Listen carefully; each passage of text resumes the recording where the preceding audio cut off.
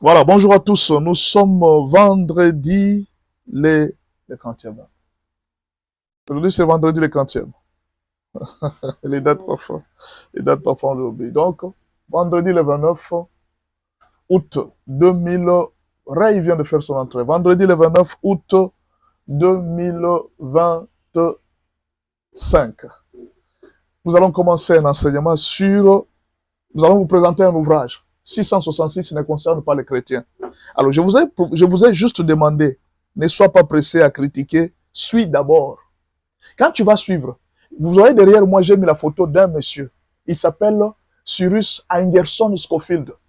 C'est lui qui a écrit la Bible de Scofield. Je crois, moi, actuellement, je ne sais pas si c'est combien. Non, je vais d'abord demander, je ne connais pas les prix actuellement. Mais cette Bible, si vous l'avez, mes frères, vous avez la théologie avec vous, vous avez toute la connaissance de la Bible.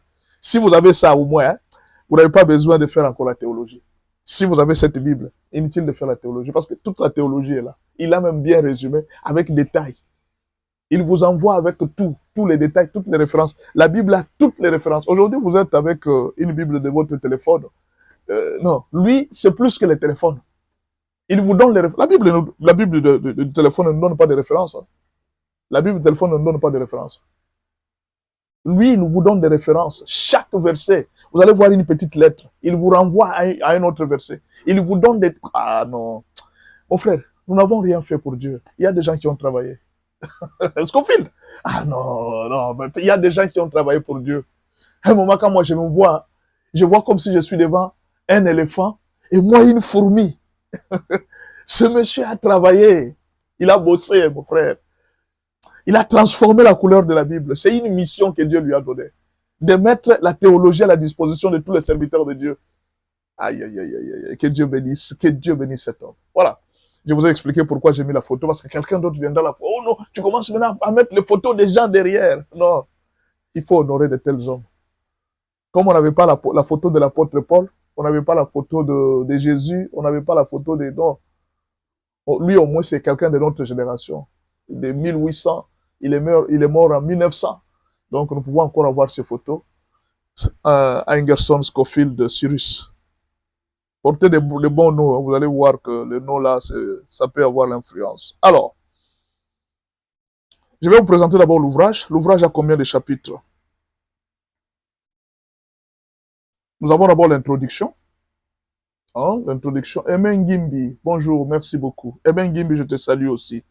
Bonjour Emen Gimbi. Il y a l'introduction, on a parlé de l'introduction. Premier chapitre, la définition des termes apocalyptiques. C'est là qu'on va parler. On va parler aujourd'hui de ça aujourd'hui. La définition des termes apocalyptiques. Après la définition des termes apocalyptiques, nous allons voir le deuxième chapitre de cet ouvrage, c'est ordre des événements apocalyptiques. L'ordre. Nous allons commencer par quoi pour terminer par quoi? L'ordre est bien établi. Vous allez comprendre comment l'ordre a été donné par la Bible. L'ordre des événements apocalyptiques. Quel est le premier événement qui va suivre? Le deuxième et puis le troisième. Voilà pourquoi nous avons commencé par la définition des termes apocalyptiques. Parce que si déjà, vous lisez seulement les résumés que Scofield a donnés, vous avez compris tous les événements de la Bible. C'est tout. Vous avez déjà compris tout. Quand vous lisez seulement Scofield, il vous donne les résumés des livres apocalyptiques. Vous avez déjà compris toute la Bible. Vous n'avez même pas besoin d'interprétation. Voilà pourquoi je vous demande, procurez-vous les livres Scofield. 666 ne concerne pas les chrétiens. Ça ne vous concerne pas. On y va. Avant de poser des questions, attendez que je termine. Je sais que tout le monde a sa théorie. Moi, on m'avait dit, non, non. Moi, j'ai suivi ce que Scofield a dit. Et, ah non, je vais rester là. Même si vous venez avec votre théorie, je reste là. J'y suis et j'y reste. Je crois en cet homme. Ça, c'est un homme de Dieu. Parce que ce n'est pas seulement ça. Il y a d'autres domaines où j'ai lu Scofield. Ah non, non, vous vous défendez, vous avez une connaissance universelle de la Bible. Tout le monde est d'accord avec vous. Il nous a mis dans le monde universel de la connaissance biblique. Donc, vous pouvez prêcher ce que Scofield vous dit partout et on vous accepte. Donc, ordre des événements apocalyptiques, c'est le deuxième chapitre. Nous allons avec le troisième chapitre, Après le deuxième événement, troisième événement, nous allons voir le troisième chapitre, c'est quoi? Oh là là là là là là là. Troisième chapitre. Chapitre 3. Le chapitre 3, non, ça c'est toujours, nous sommes toujours dans l'ordre des événements apocalyptiques. Voilà. La dernière partie, le chapitre 3, les erreurs apocalyptiques. Quelques erreurs qu'on a enseignées dans la Bible. Nous allons voir que disent les branhamistes, que disent les témoins de Jéhovah, que disent les autres religions sur la fin du monde. Pourquoi on parle de purgatoire? Que disent les catholiques? Nous allons voir leurs théories et vous allez comparer à la connaissance biblique. Vous allez voir beaucoup d'erreurs qui ont été sémées et beaucoup de gens n'arrivent même pas à se mettre d'accord. Et puis la dernière partie, un jour, on ne sera plus sur la terre.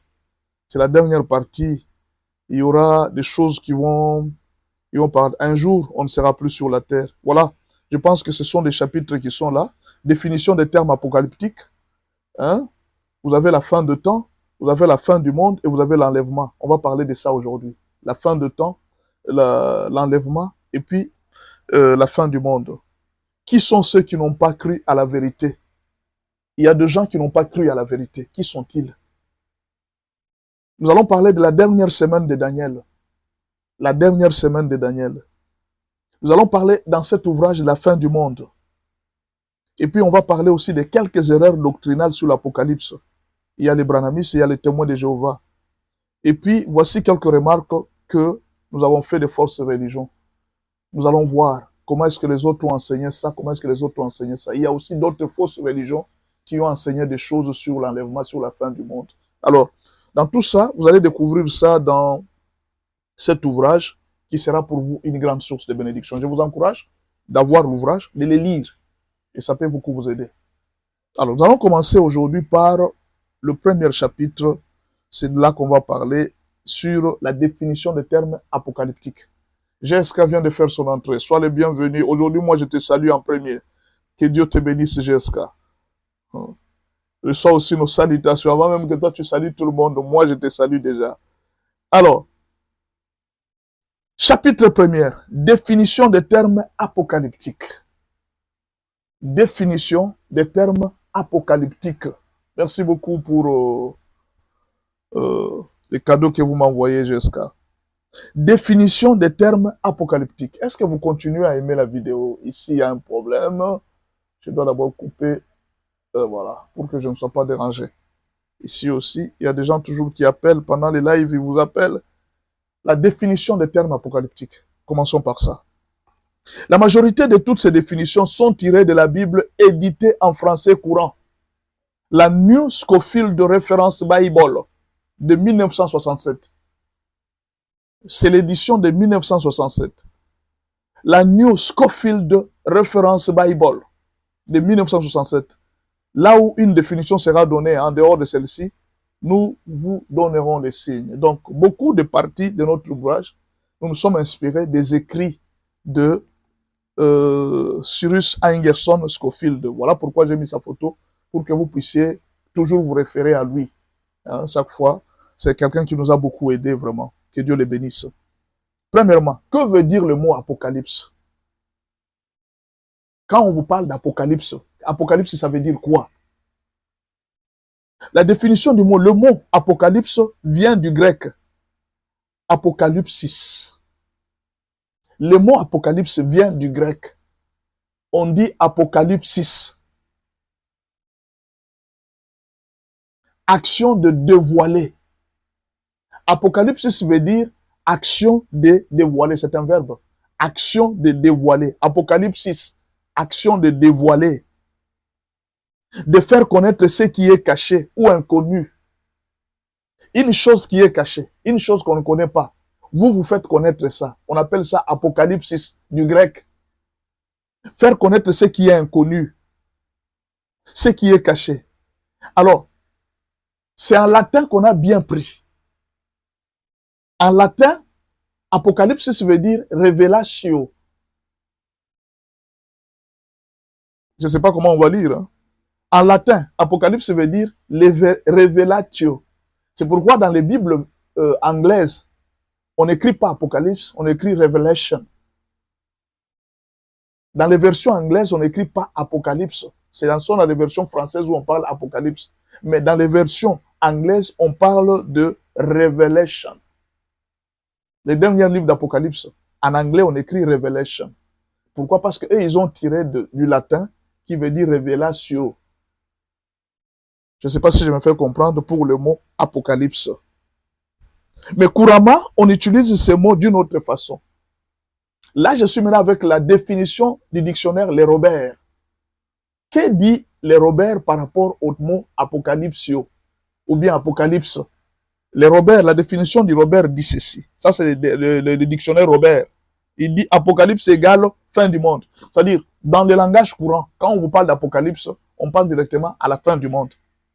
Ça, c'est la définition du dictionnaire Robert. Évidemment, les livres d'Apocalypse parlent de la fin du monde. Cette dernière partie de la Bible a 4 grandes parties. Ça, c'est Scofield qui nous résume. Scofield nous donne les résumés des livres d'Apocalypse. Retenez ça bien. Parce que si vous comprenez les résumés des livres d'Apocalypse, vous allez comprendre le reste. Scofield nous résume les livres d'Apocalypse. Vous voyez tout, il y a 22 chapitres. Il nous résume les 22 chapitres. Scofield donne 4 parties du livre d'Apocalypse.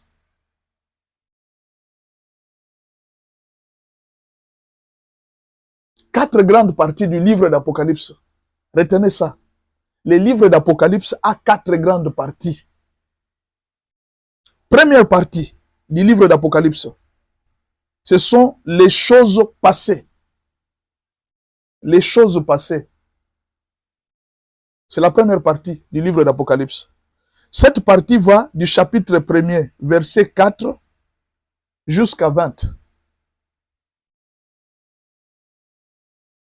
Chapitre 1er, du verset 4 jusqu'à 20. Vous comprenez? Chapitre 1er, du verset 4 jusqu'à 20. Quelqu'un me pose la question si mon église, je suis à Kinshasa, tu peux prendre mon numéro à la fin, comme ça tu peux poser des questions sur WhatsApp. Tu auras tous les détails. Comme on est dans les lives, on ne risque pas. Alors, la deuxième partie, première partie du livre d'Apocalypse, ce que tu as vu, c'est la première partie. Les choses passées. Ces choses passées, on en parle à partir de l'Apocalypse chapitre 1er. Non, Apocalypse chapitre 1er. Du verset 4 jusqu'au verset 20. C'est la première partie du livre d'Apocalypse qui parle des choses passées. Vous avez noté, n'est-ce pas, la première partie du livre d'Apocalypse. Allons-y avec la deuxième partie. Deuxième partie, les choses présentes. C'est la deuxième partie du livre d'Apocalypse, tel que résumé par Cyrus Ingerson Scofield. Deuxième partie, les choses présentes. Dans les choses présentes, c'est ce qu'on appelle les messages aux églises. Ça part d'Apocalypse 2, verset 1, jusqu'à Apocalypse 3, verset 22. Les choses présentes partent d'Apocalypse 2, verset 1, jusqu'à Apocalypse 3, verset 22. Ce sont les choses présentes. C'est la deuxième partie du livre d'Apocalypse. Troisième partie du livre d'Apocalypse. Les choses à venir, ce qui doit arriver. Ce qui doit arriver. Ça part du chapitre 4, verset 1, jusqu'au chapitre 22, verset 15. Des choses qui doivent venir, non, oui. Du chapitre 4, verset 1, jusqu'au chapitre 22, verset 15. Les choses qui doivent venir.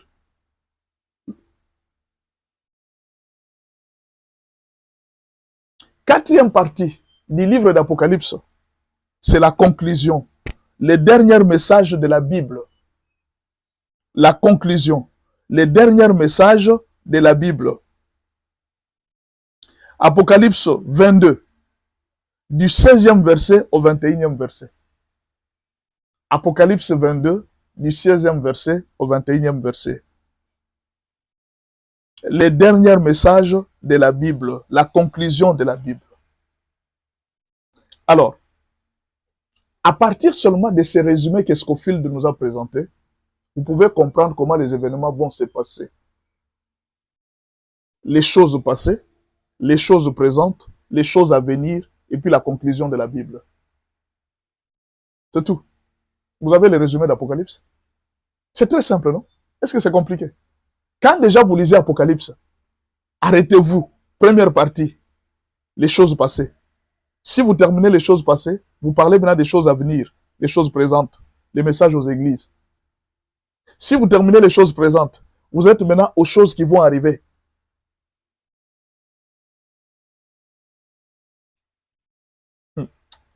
Ah, j'aime beaucoup ça. Cette synthèse suffit pour nous permettre de conclure notre message et comprendre que 666 ne concerne pas les chrétiens actuels. Car, à partir du 5e chapitre, commencent les événements prophétiques de Daniel qui concernent Israël et non l'Église. D'ailleurs, vous allez remarquer une chose. À partir du 5e chapitre, jusqu'à la fin de la 3e partie d'Apocalypse, le mot Église n'est plus cité.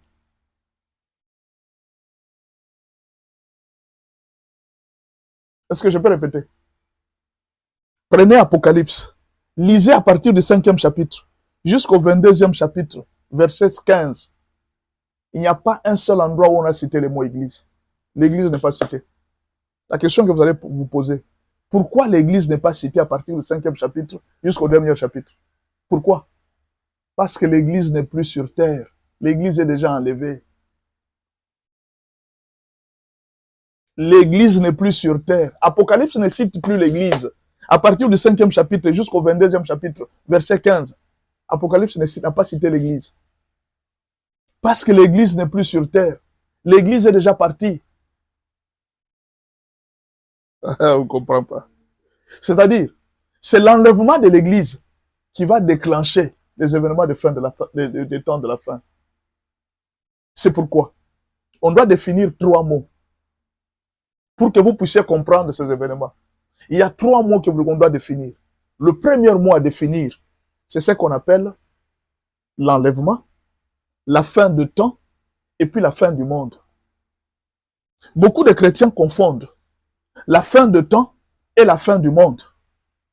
Non, ne confondez pas, ce ne sont pas 2 mots semblables. Dans les termes apocalyptiques, ce n'est pas la même chose. La fin de temps, que veut dire la fin de temps? Que veut dire la fin du monde? Que veut dire l'enlèvement?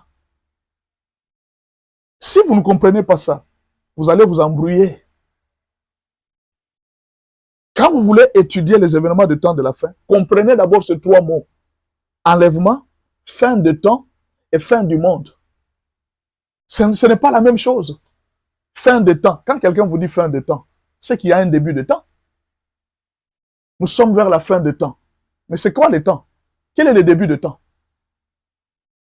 Ah, c'est là qu'il faut se poser des questions. Quand on parle de la fin de temps, maintenant, s'il faut qu'il y ait une fin de temps, il faut tu avoir le début de temps. Mais pourquoi alors on doit parler de la fin de temps et puis de la fin du monde? Quelle est la différence? On vous explique là. On est là pour vous expliquer. C'est comme ça qu'il faut aborder les événements apocalyptiques. Vous comprenez d'abord les résumés du livre d'Apocalypse?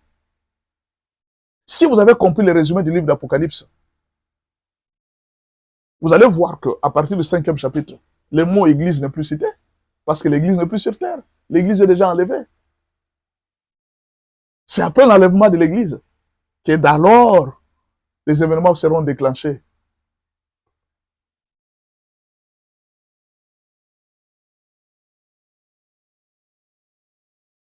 L'Église est une parenthèse biblique. L'Église, c'est une parenthèse biblique. Les prophètes de l'Ancien Testament n'ont pas prophétisé sur l'Église parce qu'ils ne la voyaient pas. Ils n'ont jamais prophétisé sur l'église. Ils ne la voyaient pas. Lucien Moutoualé, vous voulez aller à l'église, alors prenez les numéros. Plus 243, vous prenez les numéros, comme ça vous allez m'écrire sur WhatsApp.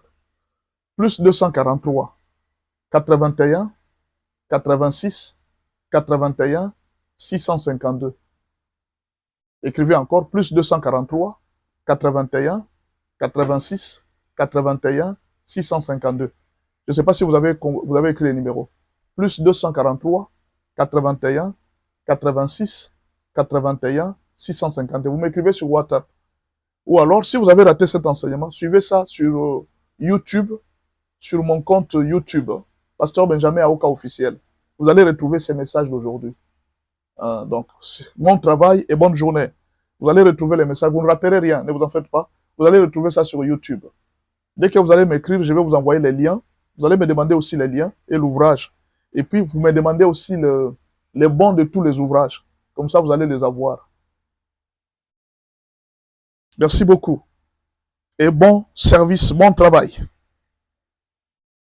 Alors,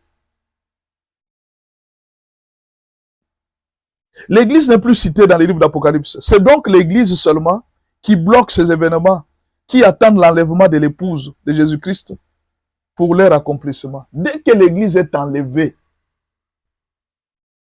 les événements de temps de la fin commencent. Les livres d'Apocalypse, à partir du 5e chapitre, tous ces événements qui sont décrits vont commencer à se réaliser maintenant. Les cachets qu'on va mettre aux gens sur le visage, tout ça, ça sera après l'enlèvement de l'Église. L'Église doit d'abord quitter la terre. Si l'Église quitte la terre, c'est alors que ces événements vont arriver à ceux qui vont rester sur la terre. Voilà pourquoi nous sommes en train de demander aux chrétiens de profiter, de se préparer par rapport à l'enlèvement. Faites un effort d'être enlevé. Ne soyez pas dans la distraction. Parce qu'après l'enlèvement, c'est alors qu'on va commencer les grandes tribulations dont Jésus a parlé. Jésus a parlé de très grandes tribulations. Ça ne concerne pas l'Église. Parce que l'Église, les prophètes de l'Ancien Testament, ils n'avaient jamais vu, ils n'ont pas vu l'Église. L'apôtre Paul l'a dit. Il dit, ce mystère a été caché. Ça a été caché à tous ceux qui ont été avant moi. Dieu ne leur avait jamais révélé ce mystère. C'était un mystère caché. Je vous ai parlé de ça cette semaine. C'était un mystère caché. Ceux qui ont été avant moi n'ont jamais su les secrets de Dieu sur l'Église. Ils n'ont jamais su. Ils n'ont jamais découvert ça. Et c'est à moi, Paul, que j'ai reçu la grâce d'avoir part à ce mystère. L'Église est un mystère. Ça a été caché. Personne ne connaissait. C'était une parenthèse que Dieu avait mise dans tout le temps caché. Voilà pourquoi un prophète de l'Ancien Testament ne pouvait pas parler de l'Église. Et les événements qui concernent le temps de la fin, ça concerne les prophéties de Daniel. Daniel n'avait pas vu l'Église. Il ne pouvait pas prophétiser sur l'Église. C'est ce que l'apôtre Paul a dit. Il dit, ce mystère a été caché. Tout leur temps, ils ne connaissaient pas ce mystère. Daniel ne pouvait rien. Qu'est-ce que Daniel pouvait voir? Rien. Ésaïe n'avait pas vu l'Église. Job n'avait pas vu l'Église. Moïse n'avait pas vu l'Église. Tous les grands prophètes de l'Ancien Testament, Dieu leur avait caché les mystères de l'Église. C'est l'apôtre Paul qui a reçu la révélation sur l'Église. À savoir que les païens devraient aussi entrer dans l'œuvre de Dieu et aussi devraient être sauvés et participer au salut. C'est un mystère caché. Voilà pourquoi parler déjà des événements de Daniel sur l'Église, alors que Daniel, Dieu ne lui avait jamais parlé de l'Église, c'est déjà faussé. Voilà pourquoi si vous mettez l'Église au-delà de l'enlèvement, oh non, l'Église sera au-delà, non, l'Église ne sera pas au-delà de l'enlèvement. Après l'enlèvement, l'histoire de l'Église, la parenthèse est fermée. La parenthèse est fermée. La grâce, ce ne sera plus.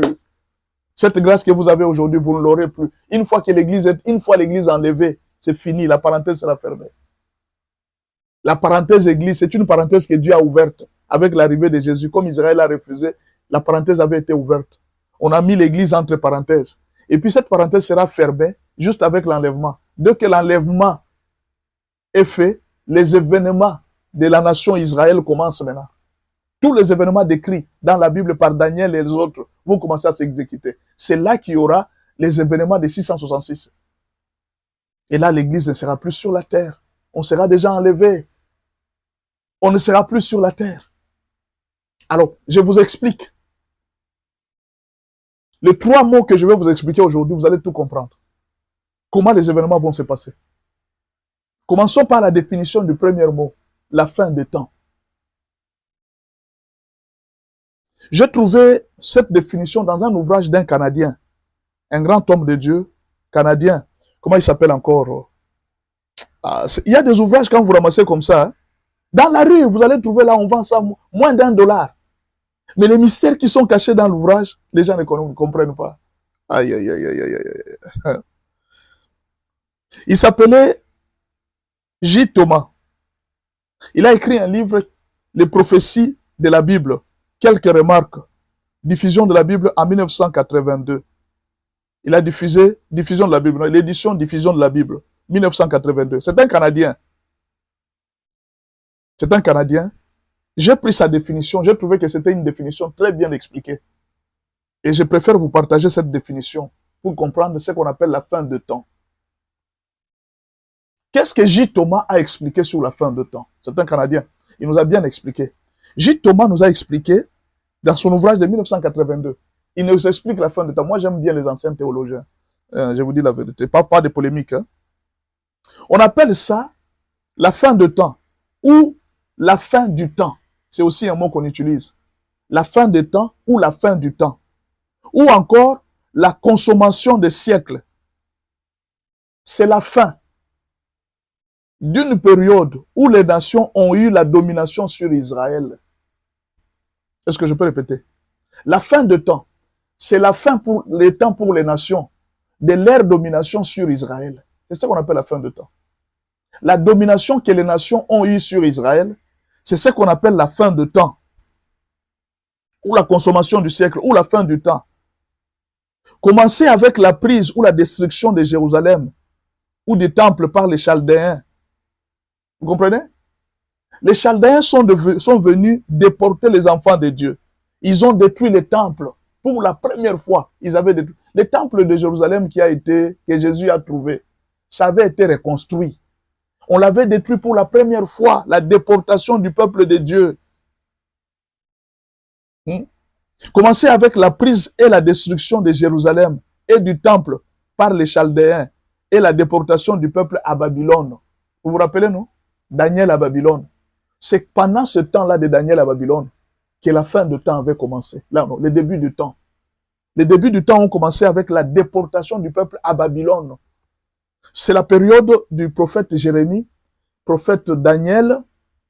Quel prophète encore a vécu ça? Je crois le prophète Ézéchiel aussi. Ces gens ont été à Babylone. Ce sont ces gens qui ont vécu. Quand Jérémie est en train de parler de la déportation, il est en train de parler d'acheter un terrain. Il dit achète un terrain. Pendant qu'on est en train de déporter le peuple, Jérémie est en train de conseiller à son secrétaire, achète un terrain ici, parce que le peuple reviendra encore ici. C'est ce qu'on appelle les débuts de temps. Ce temps a commencé pendant cette période-là. La domination des nations sur Israël, c'est les débuts de temps. Maintenant, ce temps de la domination des nations sur Israël prendra fin un jour. Le jour où que cela prendra fin, c'est ce qu'on appellera la fin de temps. Au fait, quand on parle de la fin de temps, c'est la fin de temps de la domination des nations sur Israël. Que beaucoup de gens confondent avec la fin du monde. Ah, nous sommes à la fin de temps. C'est quel temps? Le temps qu'on parle, dont la Bible parle, c'est la fin de temps de la domination des nations sur Israël. Quand les nations cesseront de dominer Israël, et Israël va récupérer tout son territoire, c'est alors qu'on dira la fin de temps, la domination des nations sur Israël va se terminer. Parce que jusqu'à ce jour, Israël n'a jamais réussi à récupérer tout ce temps et le temple n'a jamais été reconstruit. Depuis que, c'est qui ici? Un empereur avait détruit Titus. C'est Titus qui avait détruit dernièrement pendant la période de Jésus. Titus avait détruit le temple. Depuis que Titus l'a détruit, jusqu'à ce jour, Israël n'a jamais réussi à reconstruire ce temple. Et jusqu'à ce jour, les grands combats qui se passent, Israël est en train de tenter de reconstruire le temple. Mais la fin de temps n'est pas encore arrivée parce que l'Église est encore sur la terre. Cet événement ne se passera pas tant que l'Église n'est pas enlevée. Voilà pourquoi les chrétiens, vous devez... Tout ce que vous voyez qui se passe en Israël, c'est l'horloge. Israël, c'est l'horloge du monde. On est en train de vous dire, il dit, faites attention, Israël se prépare à avoir la domination sur toutes les nations. On ne les dominera plus. Israël va récupérer tout son territoire. Israël va reconstruire le troisième temple. Le premier temple a été construit par Salomon. Ça a été détruit par les Chaldéens du temps du prophète Jérémie et du temps du prophète Daniel. Ce temple avait été détruit. La deuxième fois, on est venu reconstruire encore les temples. Vous vous rappelez du temps des Zorobabel? On avait reconstruit les temples. Du temps du prophète Agé, le temple avait déjà encore été reconstruit. Quand on a reconstruit les temples, du temps de Jésus, quand Jésus est arrivé, il y avait un empereur après la mort de Jésus, Titus. Il est arrivé, il a détruit encore le temple jusqu'aujourd'hui. Depuis que Titus avait détruit le temple, l'empereur Titus, jusqu'à ce jour, le temple n'a jamais été reconstruit. Maintenant, la tentative aujourd'hui d'Israël, c'est de reconstruire le troisième temple. Et le troisième temple, pour le construire, ça se trouve exactement là où se trouve la mosquée des musulmans. C'est sur cette montagne-là, le mont Morija. Hein? C'est là qu'Israël devrait construire le temple. Et le conflit se trouve là. Israël veut enlever la mosquée qui est là, et puis pour amener, pour construire son temple au même endroit. Et c'est la guerre qui se passe jusqu'à aujourd'hui. Et pendant ce temps, Israël n'a pas encore récupéré ce territoire, donc le temps n'a pas encore pris fin. La fin de temps, ça sera la fin du temps où les nations auront la domination sur Israël. C'est ça qu'on appelle la fin de temps. Ne confondez pas la fin de temps avec la fin du monde. La fin du monde, c'est un événement qui viendra après. On va parler de la fin du monde.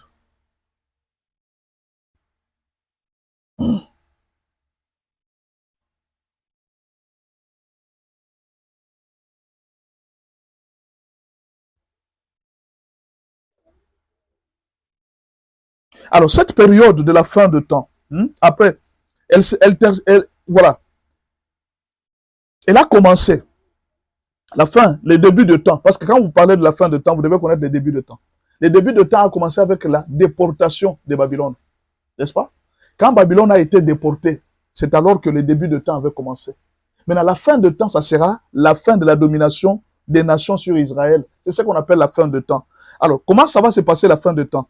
La fin de temps, elle se terminera par la délivrance du reste d'Israël, le peuple d'Israël qui reste aujourd'hui, et l'établissement du Seigneur sur Israël et en Israël, et par lui et sur tous les restes des nations qui auront survécu pendant cette période-là. Ça sera là qu'on va parler de la fin de temps, qui n'est pas encore accomplie. Donc, même quand les événements de Daniel vont commencer, ça ne sera pas toujours la fin de temps. Alors, nous attendons l'événement de l'enlèvement de l'Église. Quand l'Église sera enlevée, le temps maintenant va continuer. Jésus-Christ viendra retirer... Oh, c'est pas bon. On va arriver à ça, quand on va parler de la fin du monde. Alors, cette période sera une période de châtiment. C'est ce qu'Apocalypse décrit. Tous les événements qu'Apocalypse est en train de décrire là, c'est la période de fin de temps. La fin de temps sera suivie de châtiments. C'est la période de troubles, de guerres, d'apostasie, de persécutions, de cataclysmes, de toutes sortes qui précèdent ou accompagnent cette venue du Messie, qui fait l'objet de la plus grande partie de la prophétie qui concerne le futur immédiat. Après l'enlèvement de l'Église, juste après l'enlèvement de l'Église. C'est cette partie-là. La Bible parle même que, on parle même du temps que cela va prendre. Ça sera 3 ans et demi, autrement dit. Après l'enlèvement de l'Église, Daniel avait parlé de 7 ans. Je vais revenir sur la prophétie de Daniel. Daniel avait parlé de 7 ans. Pour que cela, on puisse arriver à la fin de temps. Maintenant, on a calculé le temps que Daniel avait accompli. Tout le temps que Daniel avait accompli, ça a déjà fait 3 ans et demi. Il reste 3 ans et demi. Donc, jusqu'à l'arrivée du Messie, la prophétie de Daniel s'était accomplie à moitié. La prophétie de Daniel s'était accomplie à moitié. Pasteur, s'il vous plaît, excusez, donc, vous êtes d'accord de mort qu'Israël fait partout en Orient? Excusez-moi de ne pas vous répondre à cette question pour le moment. Les morts sont partout. D'ailleurs, en Orient, c'est rien. Je vais juste vous poser la question. Êtes-vous d'accord des morts qui se passent en RDC? où on a tué près de 16 millions. Est-ce que tu sais que en Israël, depuis qu'Israël a commencé à tuer, il n'y a pas encore eu plus de 10 millions de morts. Chez nous, là, il y a plus de 10 millions de morts. Alors, qu'est-ce qu'il faut dire? Les morts sont partout. En Ukraine, tu sais combien de personnes sont mortes? C'est écrit dans la Bible. Il y aura des guerres par-ci, par-là. Ce sont des annonces de la fin des temps. À moins si ce n'était pas écrit dans la Bible. Alors, je ne sais pas si tu dis être d'accord, ça veut dire quoi? Qui peut être d'accord de la mort? Personne ne peut être d'accord de la mort. Mais ce sont des événements qui arrivent, même dans mon pays. Je vais te poser la même question. Es-tu d'accord de la mort des Congolais qui sont tués par les Rwandais? Qu'est-ce que tu vas me répondre? Es-tu d'accord de la mort des Ukrainiens qui sont tués par tout ça? C'est un événement qui se passe partout dans le monde. Alors, qu'est-ce que tu vas dire? Moi, je ne pense pas que ce soit un problème. Nous devons avancer et suivre les enseignements. Ça, ce sont des distractions inutiles par rapport à la parole de Dieu. Merci beaucoup de toutes les façons. La mort, c'est partout, mon frère. La malaria tue. Et partout, il y a des gens qui sont en train de mourir. Merci beaucoup. Alors, on y va. Le deuxième événement, la deuxième définition des termes, c'est ce que nous appelons la fin du monde. C'est quoi la fin du monde? Je vous ai expliqué que la fin de temps va prendre, ça a commencé avec Daniel, la déportation d'Israël. Quand les nations ont eu la domination sur Israël. Maintenant, il est arrivé, quand Jésus est arrivé, il y avait une parenthèse. Jésus a ouvert une parenthèse. Cette parenthèse, c'est l'Église. Jusqu'à la naissance de l'Église, et l'Église va naître, les païens seront insérés comme l'olivier sauvage. Ils ont été insérés. Quand ils sont insérés comme l'olivier sauvage, à un certain moment, l'Église sera enlevée. Et quand l'Église sera enlevée, la prophétie de Daniel va continuer. Et ça va faire 3 ans et demi exactement. Après l'enlèvement de l'Église, tous les événements qui sont écrits dans les livres d'Apocalypse vont faire 3 ans et demi exactement. Tous ceux qui ont écrit dans la prophétie d'Apocalypse, la fin de temps là, ça va faire 3 ans et demi. Ça va continuer juste après l'enlèvement de l'Église. Toute cette fin de temps, ça va continuer après l'enlèvement de l'Église. Pour le moment, elle est mise en suspens. On a stoppé ça jusqu'à ce que l'Église puisse faire entrer beaucoup de fidèles. Et l'Église est en train d'évangéliser jusqu'à ce que le dernier des fidèles va entrer, sera converti. C'est alors que l'Église sera enlevée. Quand l'Église est enlevée, allez, on va ouvrir maintenant la brèche de la prophétie de Daniel. On continue avec l'histoire d'Israël. Donc le ciel va continuer maintenant avec Israël. Et c'est ce qui va se passer. Tout ça, ça attend l'enlèvement de l'Église. Alors, parlons maintenant de la fin du monde. C'est quoi la fin du monde? La fin du monde, 2 Pierre 3, verset 10. Prenez le verset 2 Pierre 3, verset 10. 3, verset 10. La fin du monde. Cet événement n'arrive que 1000 ans après le commencement du règne de Christ à la suite d'une dernière révolte de l'homme. C'est-à-dire, ce n'est pas aujourd'hui. Jésus fera sur la terre ici 1000 ans de règne. Vous voyez comme vous voyez le président là. Hein? Comme vous voyez le président, Jésus sera aussi ici. Il va régner sur la terre pendant 1000 ans. On appelle ça le millénium. Après tout ce qui se passe dans l'Apocalypse là, les châtiments, les guerres et tout ça, les chiffres 666, on va mettre les cachets sur les gens, tout ce qui est écrit dans les livres d'Apocalypse. Jésus viendra, quand il viendra sur la terre, il y aura une révolte. C'est Jésus qui va régner en Israël, il sera roi d'Israël. Jésus viendra en physique, ce n'est pas dans l'esprit, non. Nous aujourd'hui, nous l'adorons, nous ne l'avons jamais vu. Mais quand il viendra, avant la fin du monde, pendant la période de fin de temps, c'est pendant cette période de fin de temps que Jésus viendra. Il va venir, il va régner sur la terre pendant 1000 ans, comme roi en Israël.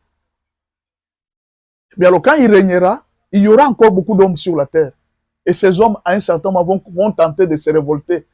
Poussés par Satan, ils vont tenter de se révolter contre Jésus, alors qu'il sera roi sur la terre.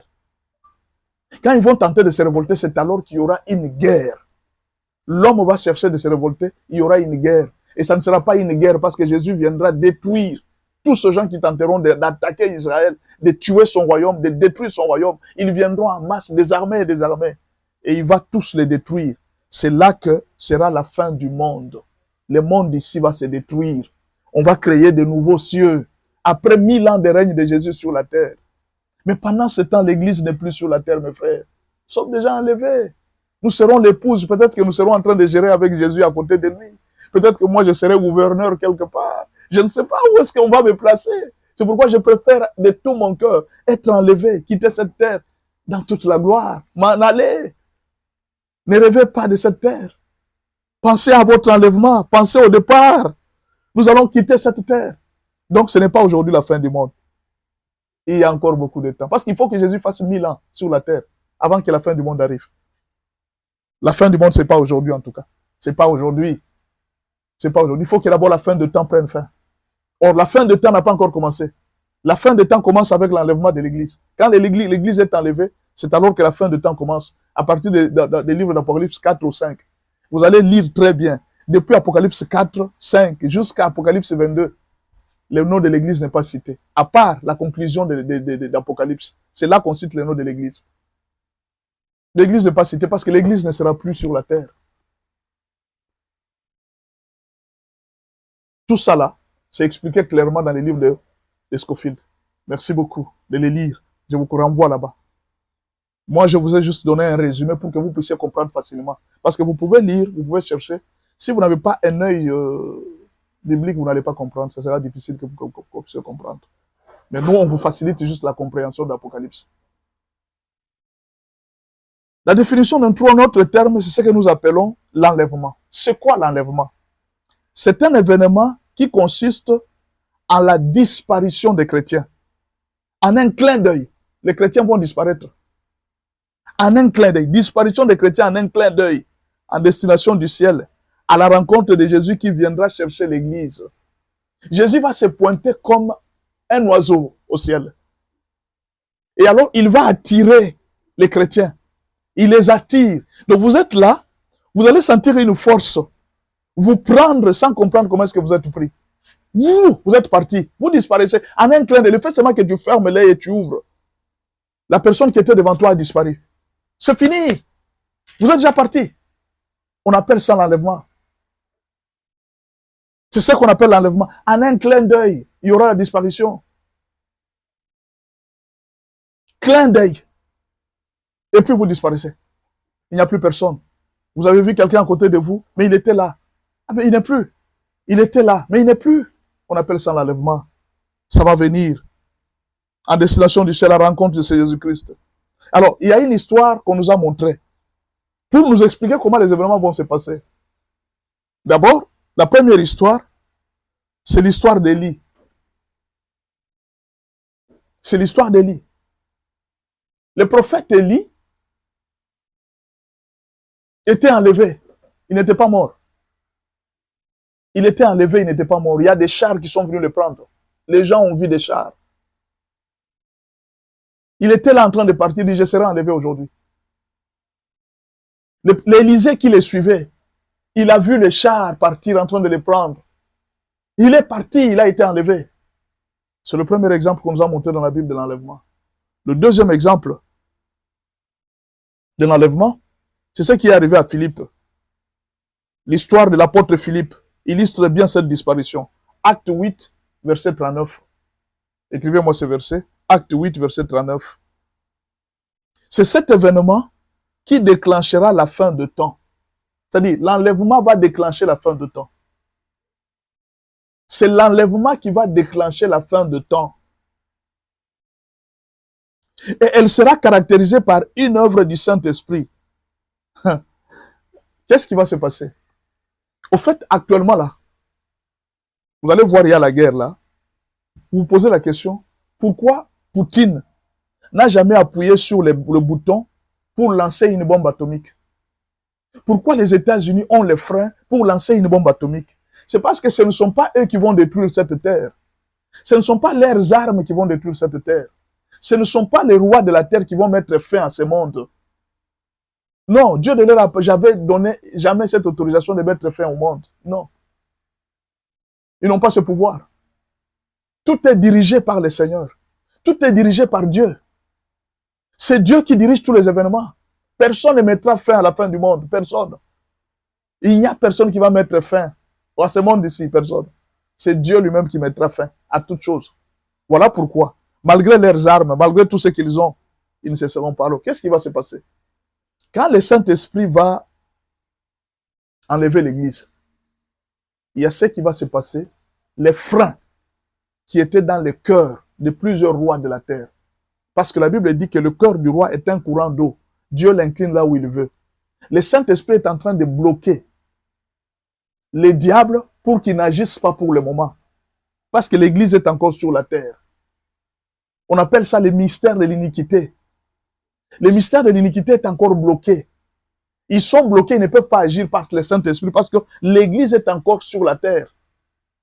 Le jour où le Saint-Esprit va enlever l'Église, le Saint-Esprit va relâcher leur cœur.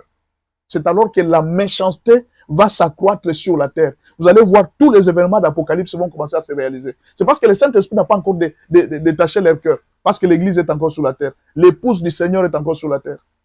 Le Saint-Esprit bloque leur cœur à ne pas faire du mal, à ne pas faire tous ces événements que vous voyez là dans l'Apocalypse, les cachets 666. Tout ça est bloqué. Mais ils sont en préparation. Ils sont en train de vouloir imposer ça maintenant. Tant que l'Église est sur la terre, ils ne sauront pas.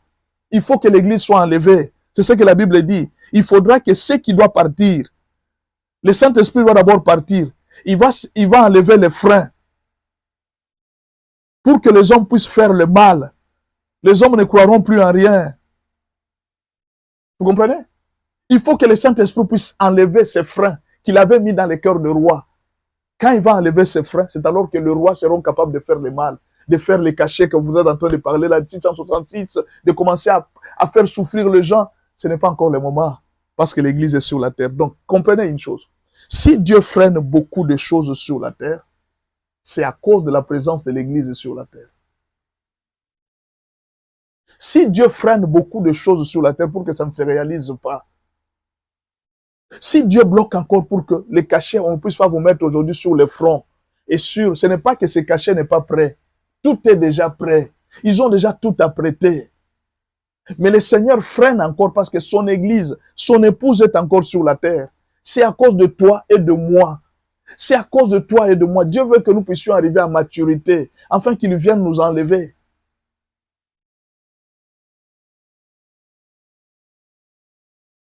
L'Église bloque beaucoup de choses sur la terre. Beaucoup de choses ne se font pas parce que l'Église est encore sur la terre. Dès que l'Église sera enlevée, ça sera parti. Alors, depuis qu'on a commencé, on n'a pas encore lu la Bible, nous allons lire quelques versets. Nous allons essayer de lire quelques versets. 1 Thessaloniciens 4, verset 16. Je voudrais, parce que là c'était la définition des termes, je ne suis pas encore entré dans les détails. Les détails sont bien écrits dans la Bible. Alors, 1 Thessaloniciens 4, verset 16 à 18. 1 Thessaloniciens 4, verset 16 à 18. La Bible. 1 Thessaloniciens 4, verset 16 à 18.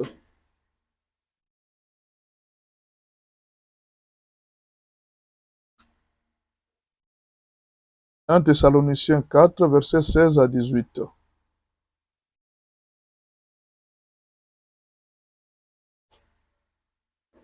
Voilà. Je peux lire ensemble 1 Thessaloniciens 4, verset 16 à 18. Je n'avais pas encore lu, on va lire maintenant. Je commence par le verset 15. Voici en effet ce que nous déclarons d'après la parole du Seigneur.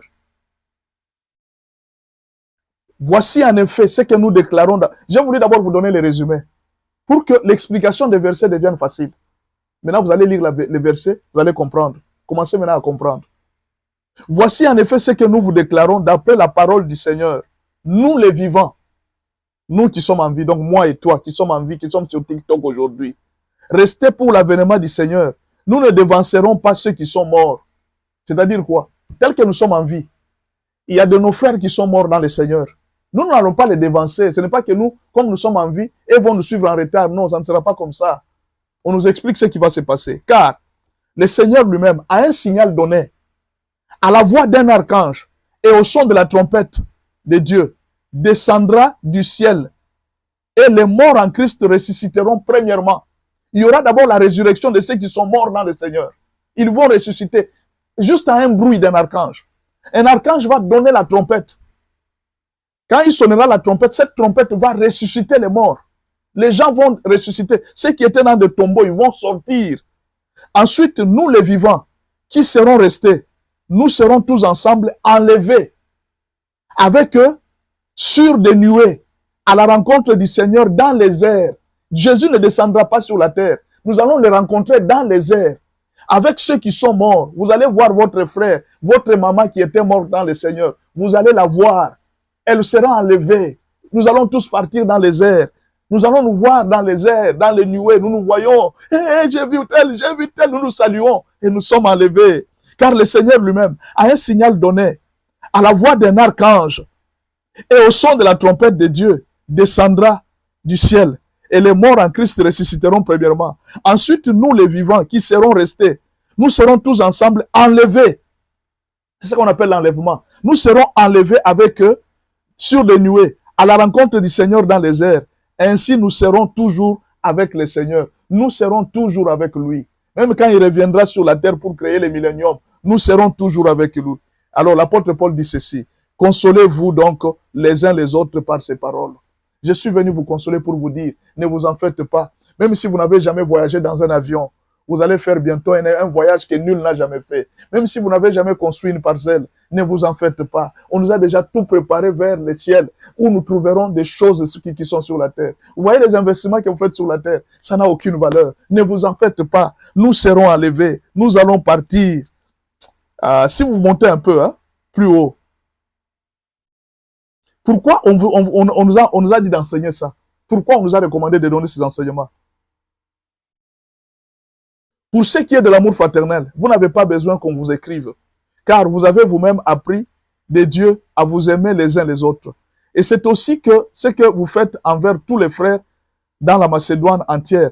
Mais nous vous exhortons, frères, à abonder toujours plus dans cet amour. Suivez pourquoi on vous a donné cet enseignement.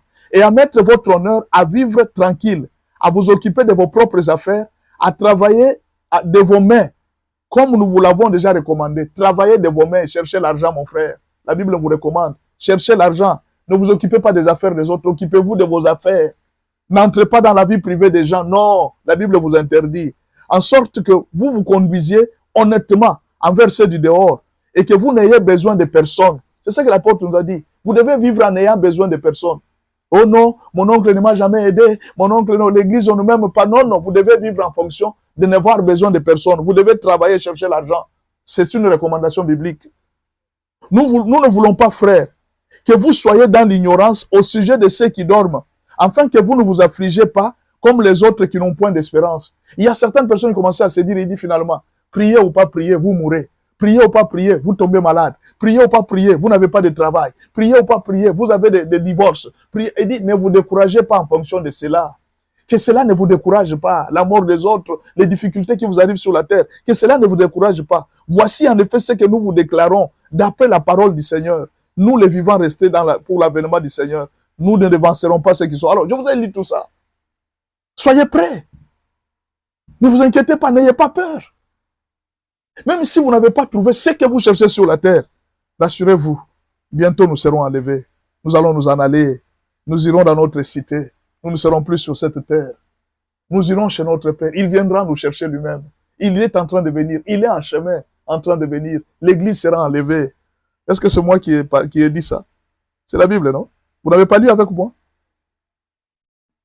Est-ce que vous n'avez pas lu l'enlèvement de l'Église? Vous n'avez pas lu? Soyez prêts chaque jour. Soyez prêts chaque jour. Soyez saints. Alors, on va lire autre chose. Un verset pour terminer. 2 Thessaloniciens 2.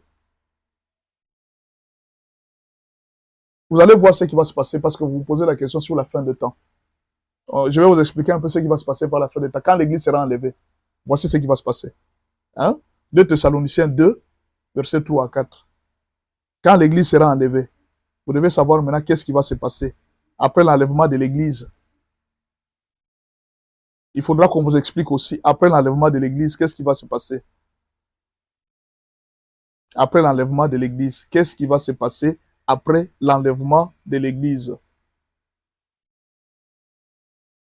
Prenez-moi ce verset. 2 Timothée 2.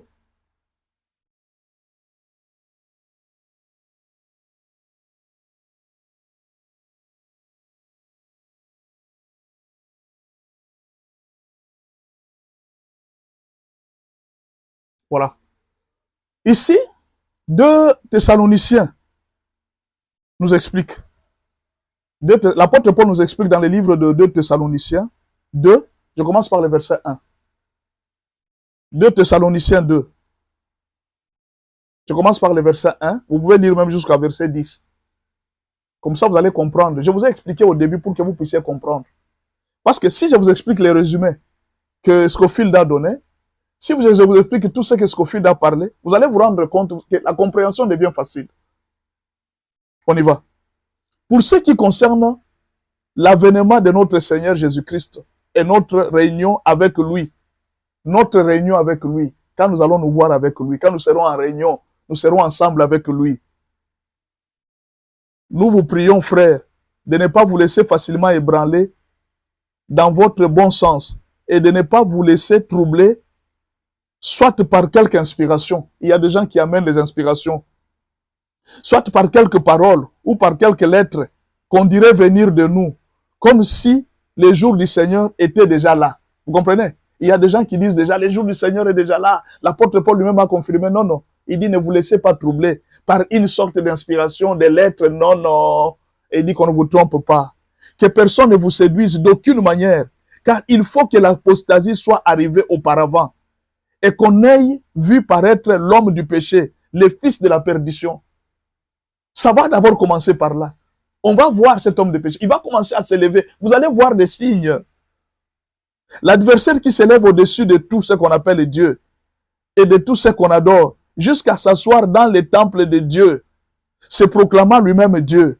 Ne vous souvenez-vous pas que je vous disais ces choses lorsque j'étais encore chez vous? Et maintenant, vous savez ce qui lui retient. Pourquoi ces messieurs-là ne se fait pas aujourd'hui? Pourquoi les événements de fin de la temps, il ne vient pas à s'asseoir au temple comme on avait déjà écrit? L'adversaire qui s'élève au-dessus de tout, ce qu'on appelle Dieu. Il dit, vous savez pourquoi il ne se fait pas voir jusqu'aujourd'hui? Pourquoi il ne vient pas? L'apôtre Paul explique. Pourquoi les événements de Daniel ne se réalisent pas? Il dit, je vais vous expliquer pourquoi. L'apôtre Paul donne.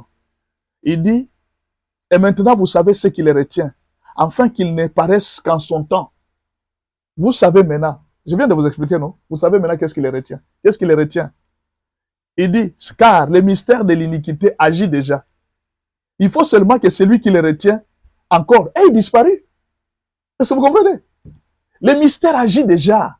Il se prépare. Je vous ai dit que ce n'est pas que 666, le cachet n'est pas prêt. Non, ils sont déjà prêts. Ils sont en train de se faire. Mais il faudra d'abord que celui qui les retient ait disparu.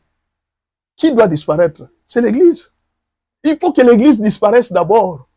Quand l'Église va disparaître, c'est alors que ce monsieur-là, c'est lui qui va s'asseoir jusqu'au temple. Il viendra après celui qui les retient puisse disparaître. Mais tant qu'il n'a pas... Et alors paraîtra l'impie, que le Seigneur Jésus-Christ détruira par le souffle de sa bouche, et qu'il anéantira par l'éclat de son aride, avant de faire là. Alors, l'apparition de cet impie se fera par la puissance de Satan, avec toutes sortes de miracles, des signes et des prodiges mensongers, et avec toutes les séductions de l'iniquité, pour ceux qui périssent, parce qu'ils n'ont pas reçu l'amour de la vérité pour autres. Ce monsieur-là ne viendra pas pour les chrétiens, il viendra pour ceux qui périssent. Ce n'est pas pour vous. Vous serez déjà enlevés. La Bible est claire. Hein? Avec toutes les séductions de l'iniquité, pour ceux qui périssent, parce qu'ils n'ont pas reçu l'amour de la vérité pour être sauvés. Aussi, Dieu leur envoie une puissance d'égarement pour qu'ils croient au mensonge. Vous voyez, quand le temps de la grâce va passer, ça sera difficile de croire au Seigneur Jésus-Christ. Ça sera difficile, mon frère. Parce que quand l'Esprit de Dieu va partir, la conviction ne va plus exister sur la terre. Aujourd'hui, vous savez pourquoi vous vous repentez? C'est parce qu'il y a un esprit de conviction qui vous dit que non, repentez-vous. C'est parce que le Saint-Esprit vous touche. Maintenant, imaginez que le Saint-Esprit est parti sur la terre. Tu vas te convertir comment? Il y aura ce qu'on appelle la puissance d'égarement. Cette puissance, c'est ce que la Bible dit. Aussi, Dieu leur envoie une puissance d'égarement pour qu'ils croient au mensonge. Pourquoi? Ils n'ont pas cru la vérité. Ils n'ont pas aimé la vérité. Aujourd'hui, ils sont toujours là dans les critiques. Ah, vous les pasteurs, vous êtes distraits. Vous les pasteurs, ils sont toujours dans ces histoires-là. Ils n'ont pas cru à la vérité. Alors qu'on leur a dit la vérité, qu'il y aura l'enlèvement. Eux n'ont pas voulu croire. Ils ont refusé. Et alors, il leur dit, faites attention. Pour vous, on les retient encore. 666, on te retient encore. Vos cachets là, nous vous retenons jusqu'à ce que l'église ait disparu. Quand l'église va disparaître, Ça sera la fin. Est-ce que vous avez compris? Ça sera la fin. La fin des temps, bien expliqué. Merci, pasteur. Voilà. Ça sera la fin.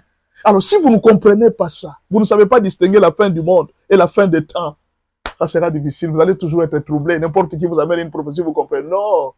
Avant que la fin des temps soit déclenchée, il faut que l'Église soit enlevée. Tant que l'Église n'est pas enlevée, il n'y aura pas de fin de temps. Il faut que celui qui le retienne ait disparu. Tant qu'il n'a pas disparu. Écoutez, on vous a dit non ça. L'apôtre Paul répète, il dit, on vous a déjà dit, il y aura d'abord l'apostasie, hein? L'adversaire qui s'élève au-dessus de tout ce qu'on appelle Dieu, ou de tout ce qu'on adore, jusqu'à s'asseoir dans les temples de Dieu, se proclamant le même Dieu. Le temple de Dieu sera où? C'est à Jérusalem, non? C'est quel temple? C'est le temple qui sera reconstruit à Jérusalem. Ce monsieur va quitter, il va revenir s'asseoir jusqu'au temple. Il dit jusqu'à présent, cela n'est pas encore fait. Pourquoi? Parce qu'il y a quelque chose qui les retient. Il faut que ce qui les retient puisse disparaître. Quand ça va disparaître, c'est alors que lui, la puissance va arriver. Maintenant, ceux qui vont rester, qui ne croiront pas au Seigneur, on va leur envoyer une puissance d'égarement pour qu'ils croient au mensonge. Voilà pourquoi je vous dis, après l'enlèvement, ça sera difficile d'être sauvé. Parce qu'on va envoyer une puissance d'égarement pour que vous puissiez croire au mensonge. Cette puissance viendra de Dieu. Dieu vous donne l'occasion. Il met le temps de la grâce. Vous ne voulez pas croire. Vous continuez à vous endurcir. Il n'y a pas de problème. Endurcissez-vous. Juste après l'enlèvement, il n'y aura plus la grâce. La grâce ne va plus exister. Il y aura la puissance d'égarement. Vous allez croire au mensonge. C'est pour les gens qui périssent que cette histoire va venir. Ce n'est pas pour vous les chrétiens. Calmez-vous. Il n'y aura pas de cachet sur votre front. Que personne ne vous trompe. Il n'y en aura pas. Jusque-là, on les retient. On est en train de les retenir pour qu'ils ne fassent pas ces cachets-là sur les chrétiens. Jusqu'à ce que l'Église va partir. Jusqu'à ce que l'Église va disparaître. Car le mystère de l'iniquité agit déjà. Ils ont déjà leur cachet. Ils ont déjà leur banque. Ils ont déjà leur puce qu'ils vont introduire dans le corps des gens. Ils ont déjà ça. Ils ont déjà leur marque. Ils ont déjà tout préparé. Mais le mystère de l'iniquité agit déjà. Il faut seulement que celui qui les retient encore ait disparu. Si le Saint-Esprit prend l'Église, le Saint-Esprit part. C'est fini. Ils vont faire ce qu'ils vont faire. Alors que personne ne vous dise, oh non, 666 concerne les chrétiens, ça ne vous concerne pas, mes frères. Ça, c'est leur histoire. Nous serons enlevés. Nous serons avec l'épouse. Nous serons avec l'époux plutôt. Nous sommes l'épouse, nous serons avec l'époux. L'apparition de Saint-Esprit se fera par la puissance de Satan. Avec toutes sortes de miracles, des signes et des prodiges mensongers. Et avec toutes les séductions de l'iniquité. Pour ceux qui périssent. Il va séduire ceux qui périssent. Pas nous. Ce sont ceux qui périssent qui seront séduits. Pas nous. Moi, en tout cas, je ne serai pas séduit par lui. Parce que je ne serai d'abord pas sur la terre. Je vais partir, mon frère. Afin que tous ceux qui n'ont pas cru à la vérité, ceux qui n'ont pas accepté Jésus-Christ comme Seigneur et Sauveur, mais qui ont pris plaisir à l'injustice, ceux qui ont pris plaisir à l'injustice soient condamnés. Si vous ne croyez pas maintenant en Jésus-Christ, ne rêvez pas. Mon frère, ma soeur, ne rêve pas. Cette mesure de grâce n'aura pas lieu. Afin que tous ceux qui n'ont pas cru à la vérité, mais qui ont eu plaisir à l'injustice, soient condamnés. La grâce est là. Profitez de la grâce. Le jour où le Saint-Esprit va faire disparaître cette église, directement on va déclencher le mystère de l'iniquité. C'est le Saint-Esprit qui retient. Jusqu'à la disparition de l'église. Quand l'église va disparaître de la terre, on vous a déjà averti. Pour nous, frères, nous, bien-aimés du Seigneur, nous devons, à votre sujet, rendre continuellement grâce à Dieu. Parce que Dieu vous a choisi dès le commencement pour le salut, par la sanctification de l'Esprit et par la foi en la vérité. Pour nous, nous rendons grâce à Dieu. Nous bénissons le Seigneur parce qu'il nous a choisis. Dès le commencement, nous sommes choisis. Sois content. Rends grâce si tu connais le Seigneur. Tu as été choisi, mon frère. C'est à quoi il vous a appelé par notre évangile, pour que vous possédiez la gloire de notre Seigneur Jésus-Christ. Ainsi donc, frères, demeurez fermes et retenez les instructions que vous avez reçues, soit par notre parole, soit par la lettre, soit par ce que je vous dis, que notre Seigneur Jésus-Christ lui-même et Dieu notre Père, qui vous a aimés et qui nous a donné par sa grâce une consolation éternelle et une bonne espérance, console vos cœurs et vous affermisse en toute bonne œuvre et en toute bonne parole. L'apôtre Paul a mis point. Il dit, faites attention. N'entrez pas dans vos débats inutiles. Mes frères, nous attendons l'enlèvement, pas les cachets 666. Nous ne l'aurons pas. Si toi tu l'auras, c'est que tu n'as pas cru à la vérité. Nous, le fait seulement de croire à la vérité, nous sommes épargnés de beaucoup de malheurs. Jésus nous a sauvés, mes frères. Profitez de la grâce du Seigneur. Nous sommes son épouse. Il ne peut pas tolérer nous laisser dans les mains du diable. Il ne peut pas le faire. Il nous aime. Ceux qui n'auront pas cru à la vérité, ce sont eux qui vont affronter Satan face à face. Ce sont eux qui vont voir les chiffres 666. Ce n'est pas toi, chrétien. Ce n'est pas toi qui as cru au Seigneur Jésus-Christ. Tu seras enlevé. Tu seras enlevé. Tu connais ce qu'on appelle enlèvement? Tu seras enlevé. Ça ne te concerne pas. Tu seras enlevé. Nous attendons l'enlèvement. C'est pourquoi, préparez-vous. Restez ferme. Oh non, je vais entrer dans les mariages. Comme je ne me marie pas, je vais prendre les maris d'autrui. Restez ferme. Le mariage, c'est rien. La gloire qui nous attend aujourd'hui, la gloire que Jésus nous a donnée, tout ce que tu vois là, les avions, les voyages, les biens de ce monde, tout ce que tu vois, c'est rien. Rien par rapport à cette gloire qu'on nous a donnée. Enfants de Dieu, ne soyez pas distraits. S'il vous plaît, ne soyez pas distraits. Que le monde ne vous séduise pas. Il y a l'enlèvement qui vient bientôt. Bientôt, nous serons enlevés, mes frères. Bientôt, nous allons quitter cette terre. Eh, chrétiens, réveillez-vous. Chrétiens, réveillez-vous. Si vous n'avez encore jamais donné votre vie au Seigneur Jésus-Christ, profitez-en. Je vous dis la vérité. Vous savez pourquoi je vous dis chaque jour, si le Seigneur Jésus ne revient pas aujourd'hui, nous allons nous voir demain. Vous ne comprenez pas pourquoi je vous dis ça. C'est parce que mon espérance est grande, mes frères. Si Jésus ne revient pas aujourd'hui, nous allons nous voir demain. Mais moi là, je sais qu'à tout moment, je peux être enlevé. Ça, je ne vais pas vous tromper. À chaque seconde, je m'attends à l'enlèvement. Ah, ça, je vous dis, hein. Parfois, je roule sur ma moto. Je m'attends à l'enlèvement, mon frère. Je suis sur ma moto, là, je roule. Je prie pour les malades. Je visite les gens. Je travaille. Je m'attends à tout. Je m'attends à tout, en tout cas. Ce qui va arriver, je ne sais pas. Je m'attends à tout. Peut-être qu'en sortant d'aujourd'hui, peut-être que quand je termine ce live, je peux voir une puissance me prendre et je pars. C'est fini. On se verra. Restez avec votre monde. Restez avec vos biens. Restez avec tout ce que vous avez. Vous avez aimé l'argent, non? Prenez l'argent. Vous avez aimé les banques. Prenez les banques. Ah, des voleurs. Nous ne serons plus voleurs. Nous vous avons beaucoup dérangé avec votre argent, vous demandant, non, soutenez l'œuvre de Dieu, ne vous en faites pas. Nous allons vous laisser votre argent. Nous allons vous laisser vos voitures, vos biens. Nous vous laisserons ça.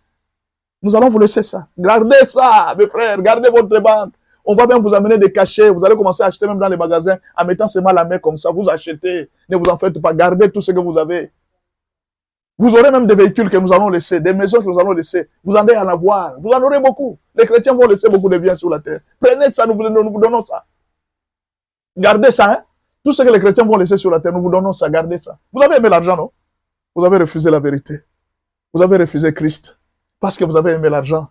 Vous avez commencé à... Ah, papa, ici, tu gagnes $1000 par... $1000 que tu gagnes par mois. Tu commences à injurier déjà. Moi, je travaille. Moi, je travaille. Ça, ce sont des paresseux, ils ne font rien. $1000 que tu gagnes par mois. Tu commences à injurier tout le monde. Les jours où tu auras 1 million. Eh, le monde chrétien. Le monde va prendre fin. Ouais, c'est ces choses ici. Ce sont des choses qu'on vous séduit. Il n'y a rien dans le bien de ce monde. Attachez-vous au Seigneur. Croyez au Seigneur Jésus-Christ. Est-ce que vous comprenez? Croyez au Seigneur Jésus-Christ. Demain, nous allons partir. Nous serons assis comme ça. Et puis, vous disparaissez. Vous disparaissez. Je ne sais pas où est-ce que ça va trouver. J'ai peur pour les chauffeurs. Vous savez, le monde, hein, ils ont commencé à comprendre. Actuellement, paraît-il que j'ai appris. Si on apprend qu'un pilote est chrétien, on ne l'engage pas. On commence à craindre d'engager même les pilotes chrétiens. Le monde se prépare. Faites attention quand vous êtes dans les véhicules. Vous avez des gens qui n'ont pas cru au Seigneur. Mon frère, Tu vas laisser le véhicule là, tu es parti. Le véhicule va se cogner, je ne sais quoi, où. Je ne sais pas qu'est-ce qui va se passer. Peut-être quelqu'un qui était dans l'avion en train de conduire l'avion. Ah, il s'en va. Il vous laisse votre avion. Le Seigneur est venu le prendre. Il est parti. Consolez-vous par ces paroles. Consolez-vous par ces paroles. La Bible vous demande, la Bible me demande de vous consoler, vous, par ces paroles.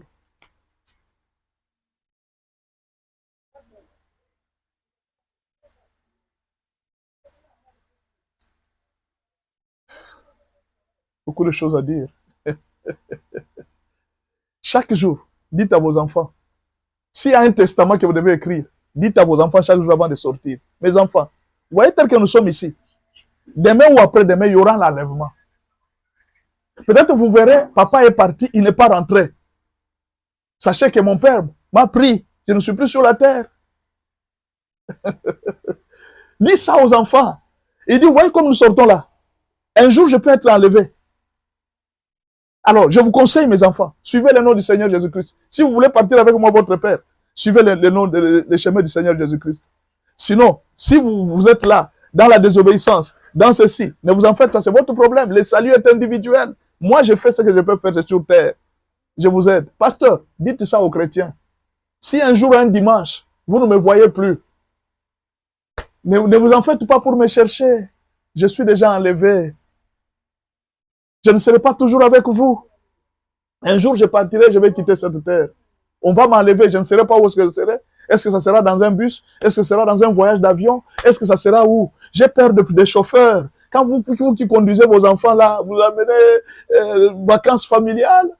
Je me pose la question, si Jésus vient vous prendre, et les vacances, Maman, si ton mari prie le Seigneur, toi aussi prie avec lui. Afin que vous tous, toute la famille soit enlevée. Quelle joie d'avoir une famille enlevée. Le Seigneur revient bientôt. Il va nous prendre, mes frères. Il va s'arrêter dans les airs. C'est sa deuxième venue où il viendra sur le mont des Oliviers. On en parlera. Il viendra, il va piétiner le mont des Oliviers.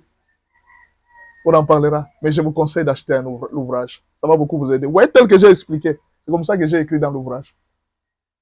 Vous pouvez vous procurer cet ouvrage, ça va beaucoup vous aider. C'est 3 $ seulement, c'est pas cher. Je sais que vous êtes en train de souffrir à prendre notre nom, dépenser l'argent. Encore, je vous conseille, en dépensant l'argent pour l'ouvrage, mon ouvrage va vous donner des explications. Mais achetez la Bible Scofield, c'est une Bible qui va beaucoup vous aider. Même si c'est 50 $, mon frère, dépensez l'argent. Le monde ici, nous achetons des histoires. Depuis que nous avons commencé à nourrir, à vêtir, vous pouvez acheter des chaussures de 150 $. Bien sûr. Et puis, les chaussures vont vous amener quoi? Si on vous enterre, les chaussures vont laisser. Mais la Bible, la connaissance biblique, elle peut vous amener en l'enlèvement. Vous allez partir. Ah, Seigneur. Cet homme que je tant aimais sans l'avoir vu. Cet homme que j'ai tant aimé sans l'avoir vu. Comment ça sera les jours où je le verrai face à face? Comment ça sera les jours où je le verrai face à face? Cet homme que j'ai tant aimé sans l'avoir vu. Un jour, je le verrai face à face. Un jour, je serai avec lui. Ô Seigneur Jésus, voici enfin ma prière. Ô Seigneur Jésus, voici enfin ma prière. Laisse-moi toujours demeurer dans ta parole, car celle-ci m'amènera au ciel. Que le Seigneur nous laisse toujours demeurer dans sa parole. Cet homme que nous avons tant aimé, sans l'avoir vu, comment sera-t-il lorsque nous le verrons face à face? Le Maître, le Roi des rois. Ô Seigneur, fais-nous grâce. Je termine par un témoignage. Oui, dans mon rêve, quand le Seigneur était venu, il était dans les airs. Oui. Pasteur, à suivre demain soir. Vous voulez que je reprenne ça demain soir? D'accord, on va voir comment reprendre ça demain soir. Donc, demain, le matin, nous allons parler du mariage. Et le soir, nous allons revenir sur ces dossiers. Nous reviendrons sur ces dossiers. En tout cas, je vois Didier vient d'entrer. Que Dieu. Paul Gwen, Paul Green, bonjour. Merci beaucoup. Je merci beaucoup pour les rêves que tu donnes. Merci beaucoup. Que Dieu vous bénisse grandement. Demain soir, à 18 h, non, je préfère que ce soit à 18 h. Demain soir, nous allons nous retrouver à 18 h juste. Nous allons reprendre ces sujets, nous allons faire un résumé, et puis maintenant, nous allons entrer en détail. Nous allons parler de l'enlèvement, nous allons parler de la fin du monde, nous allons parler de tout ça. Ne vous laissez pas tromper. Je vous ai déjà dit, ne vous laissez pas tromper. Idja, tu es venu en retard aujourd'hui. Ou bien tu as suivi depuis le début. Que Dieu te bénisse. Je ne t'ai pas vu alors. Je pense que je ne t'ai pas salué aujourd'hui. Il y a Ray que j'ai vu, il était silencieux. Il y a Ekali de Goma, je ne l'ai pas vu aujourd'hui. J'ai rêvé aujourd'hui. Que Dieu te bénisse. Après, tu as rêvé quoi encore? Prie pour lui qu'il ne meurt pas. Chasse l'esprit des morts devant lui. 18 h, c'est demain samedi, hein? Heure de Kinshasa. 18 h, heure de Kinshasa. Merci beaucoup de me préciser. 18 h, heure de Kinshasa. RDC. RDC États-Unis. C'est 18 h demain, heure de Kinshasa. Demain à 18 h, nous allons reprendre cet enseignement. Ne ratez pas. Si vous avez laissé rater une partie, allez sur YouTube, vous allez retrouver tout l'enseignement. Parce qu'il est enregistré sur YouTube. Alors, prenez les numéros. Si vous avez besoin de l'ouvrage ou même des autres ouvrages dans la liste, vous me demandez la liste. Comme ça, vous allez avoir plus de 60 ouvrages pour votre compte à lire et à lire, à lire, à lire, à lire. Alors, que Dieu vous bénisse. RDC États-Unis, merci beaucoup. Prenez les numéros, plus 243, 81, 86, 81, 652. Plus 243, 81, 86, 81, 652. Merci beaucoup. Qui vient de me bénir là? Soyez bénis, pasteur. Tes analyses nous manquent ces derniers temps. Salutations depuis les Gabon. Mais j'ai fait une analyse hier. Allez, je vais reprendre aujourd'hui. On va en parler. Merci beaucoup. Merci infiniment à vous tous. Pasteur Esaïe Mbaka, merci beaucoup. S'il est quelle heure chez vous? Jusque-là, chez moi, c'est 7h30. Donc, souvent, les lives se terminent à 7h30. Je vois là 7h35. J'ai dépassé un peu, hein, apparemment. J'ai dépassé un peu de 5 minutes. 7h35. Chez nous, à Kinshasa, c'est 7h35. Donc, samedi demain à 18 h, ça sera 20 h heure de l'Afrique. Bon, Afrique du Sud, ça sera 19 h.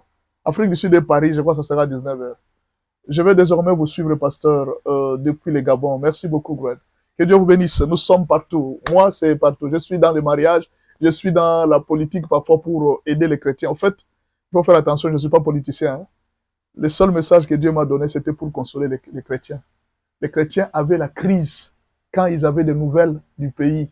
Alors, il fallait trouver la meilleure façon d'informer à tous les chrétiens. C'est ainsi qu'on a travaillé. Pasteur Esaïe me dit que 19 h, heure de Paris. Voilà. À Paris, demain, samedi à 19 h, nous allons reprendre cet enseignement. Si vous avez raté, nous allons vous parler de la fin du monde.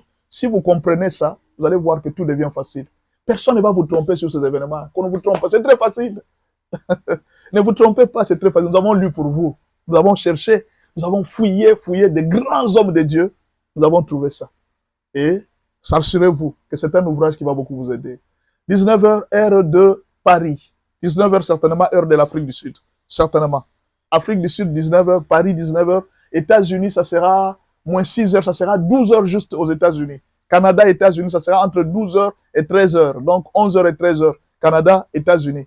Donc là, je pense que tout le monde sera là. Soyez au rendez-vous. Nous allons parler demain. 666 ne concerne pas les chrétiens. Moi là, ne vous en faites pas. Je n'aurai jamais un cachet sur mon front au 666. Jésus m'a sauvé. Ça ne m'arrivera jamais. Ce sont des choses qui vont arriver à ceux qui ont refusé de croire à la vérité. Nous avons cru à la vérité. Mais alors pourquoi Jésus est mort? Pour que nous puissions encore subir la tribulation. Non, je ne subirai jamais la tribulation. Je suis déjà sauvé. Il m'a sauvé en tout. Alors, venez le soir demain pour voir certains détails de la fin du monde. On va parler de la deuxième semaine de Daniel. Comment sera la deuxième semaine de Daniel? Les 3 ans et demi qui vont rester. Soyez demain très nombreux à suivre cet enseignement. Pour le moment, j'ai dépassé beaucoup de mon temps. Que Dieu vous bénisse. Et à la prochaine. Si vous avez le souci de soutenir les ministères, prenez les numéros ou bien appelez l'ancien Gaïus qui est parmi nous. L'ancien Gaïus est là. Plus 243, 81, 86. 81 652 plus 243 81 86 81 652. Ça, c'est mon numéro. L'ancien Gaïus vous a toujours donné les numéros. Vous pouvez aussi le contacter. Il peut vous dire comment il fait pour nous soutenir. Donc, demain soir, à 18h juste, si Jésus ne revient pas. Si Jésus revient, en tout cas, sachez que je ne suis plus sur la terre. Je suis déjà parti. Donc, vous allez rester avec votre TikTok. Je vais vous donner tout mon héritage de la terre. Prenez ça. Moi, je m'en vais. Je m'en vais. Que le Seigneur Dieu vienne. Alors, nous allons aller chez nous. Nous serons avec le Seigneur tous les jours. Que Dieu vous bénisse et à la prochaine.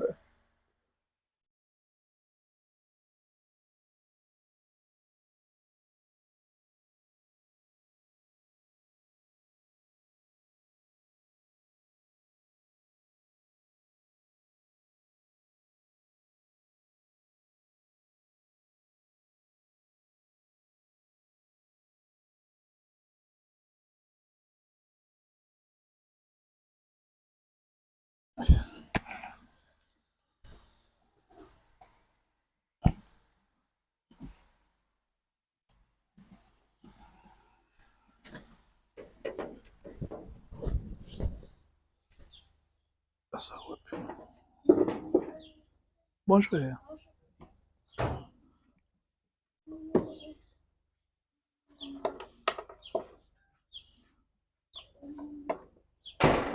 Comment est ma moto? Colonda quoi? Comment est-ce que ah.